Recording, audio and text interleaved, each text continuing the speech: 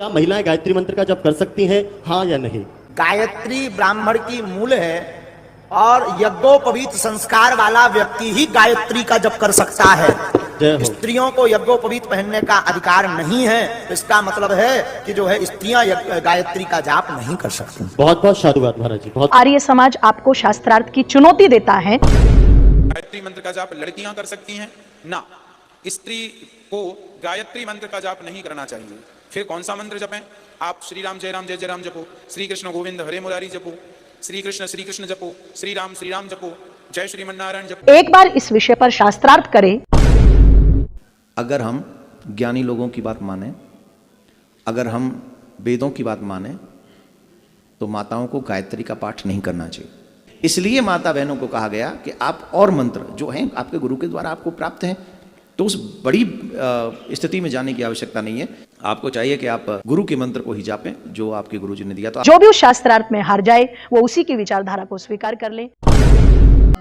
भारत देश एक संस्कृति प्रधान देश है और कहा जाता है कि सा प्रथमा विश्ववाराह संस्कृति।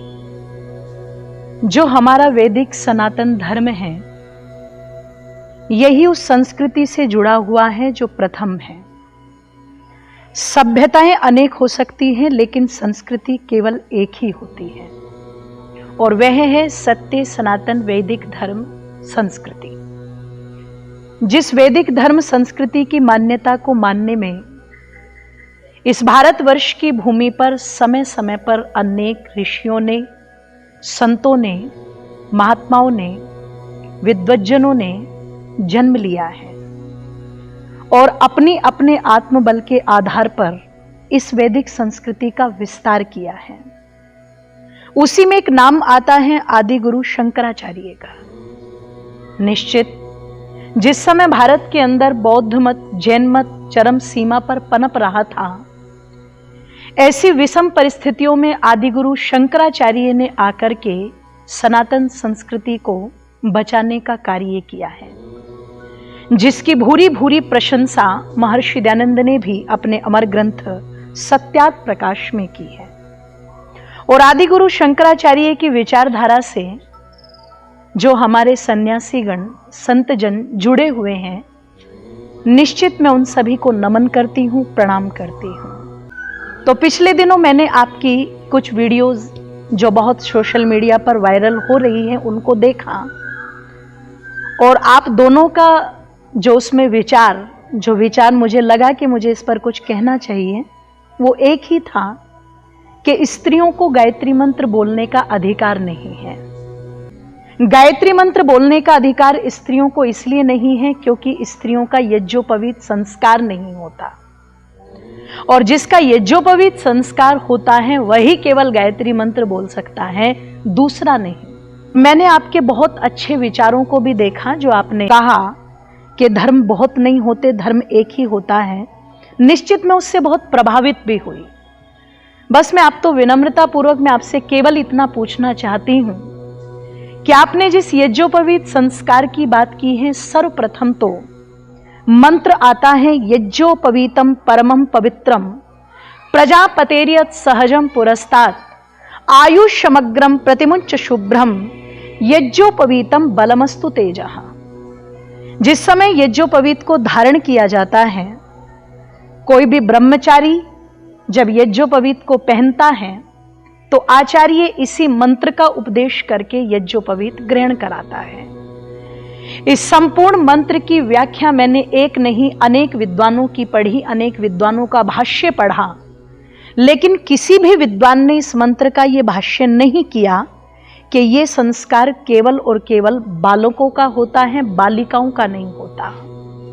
यज्ञोपवीत हमारी वैदिक संस्कृति का धार्मिक चिन्ह जो 3 धागों में बंधा हुआ है, मातृऋण, पितृऋण और देव ऋण की मर्यादा को हमें बताता है।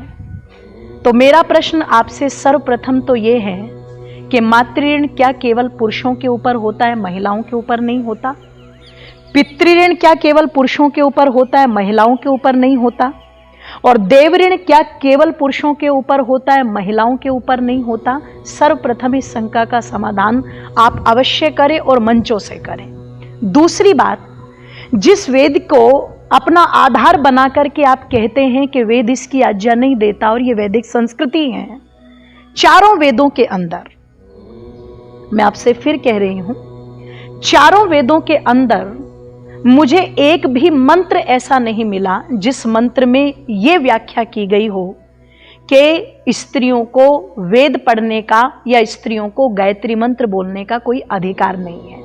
हां, ऐसे मंत्र अनेक मिले, यथेमाम वाचम कल्याणी मावदानी जन एभ्या, कि परमात्मा ने अपनी ये जो पवित्र पावन कल्याणमयी वाणी है ये संपूर्ण प्राणी मात्र के लिए दी है। वेद पढ़ने का अधिकार केवल किसी एक वर्ग को नहीं, अपितु परमात्मा की वाणी सबके लिए है और जो चाहे वह पढ़ सकता है। यह अधिकार परमात्मा ने सर्व सुरक्षित किया।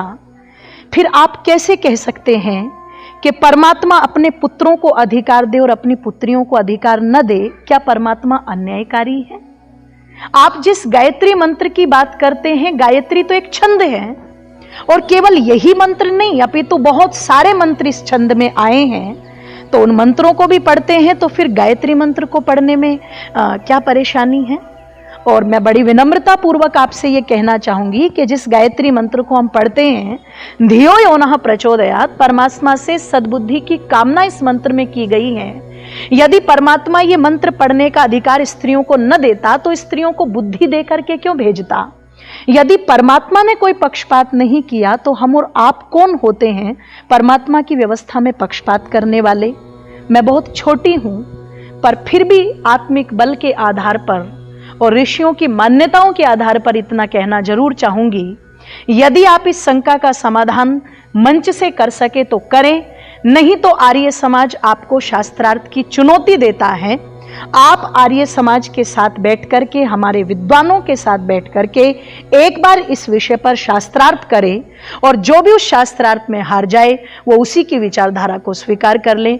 मैं अंजलि आर्या आपसे निवेदन करूंगी, मेरी बातें जब भी आप तक पहुंचे आप इसका उत्तर अवश्य दें। बहुत बहुत धन्यवाद। प्रणाम।